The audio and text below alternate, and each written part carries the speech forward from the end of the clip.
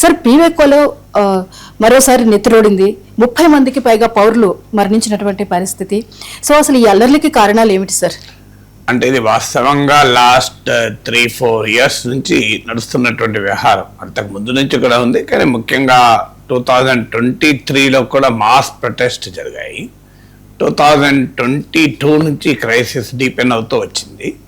మొదటి నుంచి ఉన్న ఛాలెంజెస్ అంటే పాక్ ఆక్యుపైడ్ కాశ్మీర్లో ఉన్నటువంటి ప్రభుత్వానికి, ప్రజలకు, పాకిస్తాన్ ఇస్లామాబాద్ రాజధానిగా కలిగిన పాకిస్తాన్ ప్రభుత్వానికి మధ్య ఈ ఘర్షణ, వివాదము చాలా కాలంగా ఉంటున్న అంశం.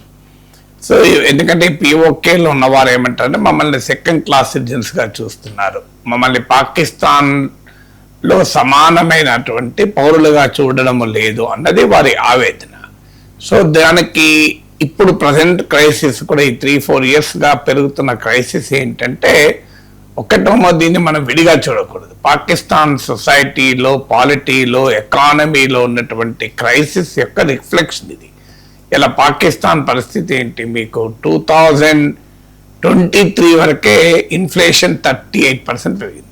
2022 వరకు 20% ఉండే 38% పెరిగింది. ఇప్పుడు మళ్ళీ అంటే రష్యా ఉక్రెయిన్ వార్తో స్టార్ట్ అయ్యి ఇప్పుడు వెస్ట్ ఏషియా వార్తో పాక్ ఎకానమీ కంప్లీట్గా కొలాప్స్ అయింది.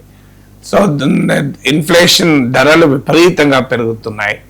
పాకిస్తాన్లో ఫారిన్ ఎక్స్చేంజ్ రిజర్వ్స్ $20 బిలియన్ నుంచి $2.9 బిలియన్ పడిపోయింది.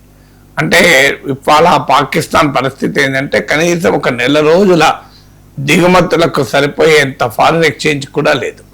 అందుకే పాకిస్తాన్ ప్రైమ్ మినిస్టర్ షహబాజ్ షరీఫ్ చెప్పాడు, మేము ఫ్రెండ్స్ దగ్గరికి అప్పుల కొరకు వెళ్ళినా బిచ్చగాన్లాగా చూస్తున్నారు మమ్మల్ని అని, చాలా అవమానకరంగా ఉంది అని చెప్తున్నారు. అంటే IMF బెయిలౌట్ల పైన పాకిస్తాన్ బతుకుతోంది. పాకిస్తాన్ సహజ వనరులను, సంపదను అమెరికాకు తాకట్టు పెట్టి బతుకుతోంది.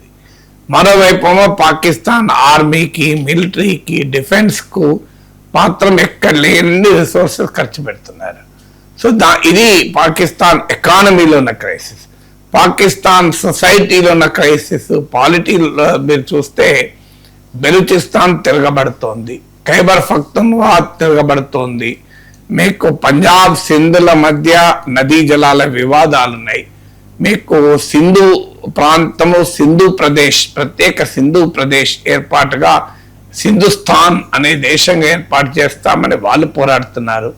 సో మనకి ఇక్కడ పాక్ ఆక్యుపైడ్ కాశ్మీర్, ముజఫరాబాద్ రాజధానిగా కలిగిన పాక్ ఆక్యుపైడ్ కాశ్మీర్లో మా పట్ల వివక్ష చూపుతున్నారు, మమ్మల్ని సెకండ్ గ్రేడ్ సిటిజన్స్ గా చూస్తున్నారు, వాళ్ళు తిరగబడుతున్నారు. సో ఇలా పాకిస్తాన్ సమాజము ముక్క చెక్కలై కుక్కలు చింపిన విస్తరలాగా ఉంది.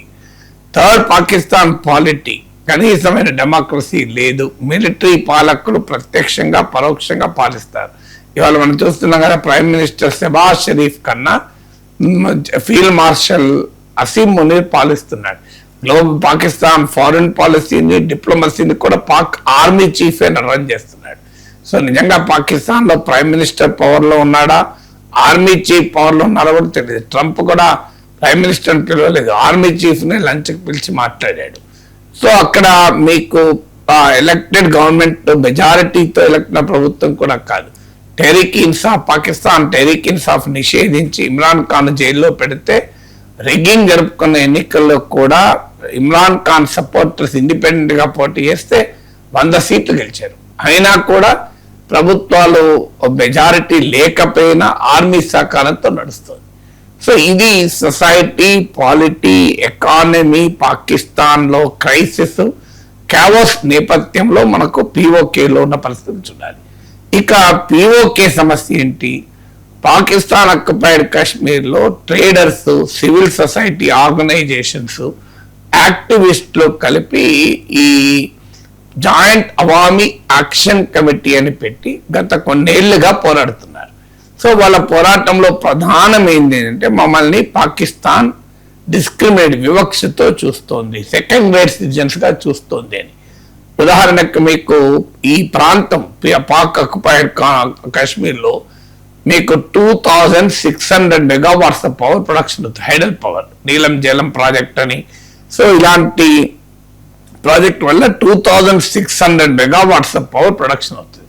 కానీ పిఓకే వాడుకునేది కేవలం 350 మెగావాట్స్ మాత్రమే. సో పాకిస్తాన్ ఆక్యుపైడ్ కాశ్మీర్ ఏమంటుందంటే ఈ హైడల్ పవర్ ఇంత సర్ప్లస్ ఉంది కదా, దీని నుంచి మాకు మా షేర్ కావాలి కదా అంటుంది. మీకు article 157 the Pakistan constitution quote చేస్తూ ప్రావిన్సెస్ కో వాటా ఇవ్వాలి కదా, మాకెందుకు ఇవ్వరు అని అడుగుతున్నారు. అలాగే Pakistan national finance commission recommend చేసిన 3.64% ఆఫ్ ద రిసోర్సెస్ మాకు రావాలి కదా అంటున్నారు. సో అలా కానీ పాకిస్తాన్ ప్రభుత్వము పిఓకేకు ఆ రకంగా వనరుల పంపిణీ చేయడం లేదు.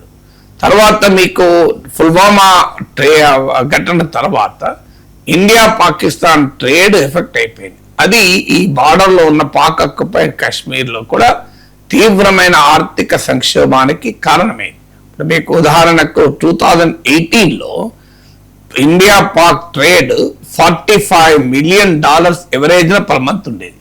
$45 మిలియన్ ఉండేది. అంటే ఇప్పుడు అది $2.5 మిలియన్ పడిపోయింది. ఎంత నెగ్లిజిబుల్ పడిపోయిందో చూడండి. దీనికి కారణం అంటే 5% పడిపోయింది. 95% ట్రేడ్ ఆగిపోయింది. దీనికి కారణం ఏంటంటే పుల్వామా ఇన్సిడెంట్ తర్వాత పాకిస్తాన్ ఎక్స్పోర్ట్స్ టు ఇండియా పైన మన ప్రభుత్వం 200% కస్టమ్స్ డ్యూటీ విధించారు. అంతకుముందు ఒక దశలో పాకిస్తాన్ మనకు మధ్య మోస్ట్ ఫేవర్ నేషన్ స్టేటస్ ఉండే. సో 200% కస్టమ్స్ డ్యూటీ విధించే వరకు పాకిస్తాన్ ఇండియాకు ఎక్స్పోర్ట్స్ అన్ని తగ్గిపోయినాయి. మీకు ఉదాహరణకు డ్రై డేట్స్ కావచ్చు, సిమెంట్, జిప్సము, రాక్ సాల్ట్, ఇవన్నీ ఎక్స్పోర్ట్స్ అంతా దెబ్బతిన్నాయి. సో పాకిస్తాన్ టెర్రరిజాన్ని ఎగుమతి చేస్తే మనం ఏమన్నాం, టెర్రర్ అండ్ ఇది మనము ట్రేడ్ ఒకేసారి జరగదు అని తేల్చేశాం. దీంతో పాకిస్తాన్ ఆక్యుపైడ్ కాశ్మీర్లో బార్డర్ స్టేట్ కనుక ఇండియాతో ట్రేడ్ దెబ్బతినడం వల్ల కూడా భారీగా దెబ్బతింటారు వారు. దీనికి తోడు ఇక్కడ ఆ పొలిటికల్ రిఫార్మ్స్ అని చెప్పి ఏం చేశారంటే, Pakistan occupied Kashmir legislative assembly 45 seats ఉంటే 12 సీట్స్ను పిఓకేలో నివసించకుండా ఇతర ప్రాంతాల్లో నివసిస్తున్న కాశ్మీర్ రెఫ్యూజీస్ కు కేటాయించారు. ఎందుకు కేటాయించారంటే వారు పాకిస్తాన్ లో ఉన్న అధికార మెయిన్ స్ట్రీమ్ పార్టీస్ కు లాయల్ గా ఉంటారు కనుక, అంటే రిమోట్ గా ఒక కాలనీ లాగా పిఓకేను నడపాలి అనేది ఇస్లామాబాద్ కేంద్రంగా ఉన్న పాకిస్తాన్ కేంద్ర ప్రభుత్వ ఆలోచన. అందుకొరకు ఆ రాష్ట్రంలో లేని వారితో ఆ రాష్ట్ర అసెంబ్లీలో సీట్లు రిజర్వ్ చేస్తే ఎంత కోపం వస్తుంది ఎవరికైనా. సో స్థానికంగా వాళ్ళు ఉండరు, వాళ్ళు ఎక్కడో ఇతర ప్రాంతాల్లో నివసిస్తున్న వారిని మీరు కాశ్మీర్ రెఫ్యూజీస్ కనుక వాళ్ళకి 12 సీట్స్ ఇస్తాము. అలా పాకిస్తాన్ ప్రభుత్వాన్ని కూడా తమ చేతుల్లో పాకిస్తాన్ ఆక్యుపైడ్ కాశ్మీర్లో ఉన్న రాష్ట్ర ప్రభుత్వాన్ని కూడా తమ చేతుల్లో పెట్టుకోవాలి అన్నది పాకిస్తాన్ కుట్ర. సో అందువల్ల ఒక్క మాటలో చెప్పాలంటే పిఓకేను పాకిస్తాన్ సరిగా ట్రీట్ చేయడం లేదు, వివక్ష చూపుతోంది, సమాన హోదా ఇవ్వడం లేదు, వాళ్ళని ఒక వలస కాలనీగా చూస్తోంది కనుక అక్కడ ఉన్న ప్రజలు తిరగబడుతున్నారు. తిరగబడ్డప్పుడల్లా వాళ్ళతో చర్చించి వాళ్ళ సమస్యలు ఏంటి, దానికి డెమోక్రటిక్ గా పరిష్కారం ఏంటి అనేది కాకుండా నిర్బంధంతో పాకిస్తాన్ ప్రభుత్వం వ్యవహరిస్తోంది. ఇప్పుడు దానివల్ల మీకు అంతకుముందు 70 మంది చనిపోయారు, ఇప్పుడు నిన్న 30 మంది కాల్పులు చనిపోయారు. సో అందువల్ల ఇదొక సీరియస్ క్రైసిస్ కు దారితీస్తోంది. ఆల్రెడీ బెలూచిస్తాన్, ఖైబర్ పఖ్తూన్ఖ్వా దానిలో సెపరేటిజం పెరుగుతోంది. ఇప్పుడు పిఓకేలో కూడా డిమాండ్, మేము ఇండియన్ కాశ్మీర్ తో కలుస్తామన్న నినాదాలు కూడా వస్తున్నాయి. ఎందుకంటే మన దగ్గరేమో ఇప్పుడు జోజిల్లా పాస్ అని, మన లడక్ లో all weather roads, Jammu Kashmir లో ఫ్లైఓవర్ బ్రిడ్జ్లు, ఇవి ఇన్ఫ్రాస్ట్రక్చర్ మనం డెవలప్ చేస్తుంటే ఆ పిఓకేలో కనీస ఇన్ఫ్రాస్ట్రక్చర్ కూడా లేదు, కనీస మౌలిక వసతులు కూడా లేవు. అందువల్ల పాకిస్తాన్ లో ఉన్న కాశ్మీర్ లో ఉన్న వారు ఇండియాను చూసి మేము భారతీయ కాశ్మీర్, వాస్తవంగా అది మన కాశ్మీరే, ఇప్పుడు మన ఇండియా మ్యాప్ లో కూడా చూపెట్టేది కూడా మన అందులో భాగంగానే భావించాలి మనం. అది కాకుండా మన జమ్మూ కాశ్మీర్ లెజిస్లేటివ్ అసెంబ్లీలో కూడా ఈ పిఓకే ప్రాంతానికి సీట్లు ఖాళీగా పెట్టి ఉంచుతాం. మన దృష్టిలో Pak occupied Kashmir is a part of India. ఇవాళ కాకపోతే రేపైనా మళ్ళీ మనం తీసుకోవాల్సింది. ఇవాళ అక్కడ కూడా డిమాండ్ పెరుగుతాం, మేము ఇండియాలో కలుస్తామని. సో అందువల్ల కుట్రలతో, కుతంత్రాలతో, తీవ్రవాదంతో భారతదేశంలో అంతర్భాగమైన కశ్మీర్ను తీసుకెళ్దామని పాకిస్తాన్ చూస్తుంటే వాళ్ళ అన్యాయంగా ఆక్రమించుకున్న కశ్మీరే తిరగబడుతుంది. అది ఇప్పటికైనా పాకిస్తాన్కి అర్థం కావాలి కదా.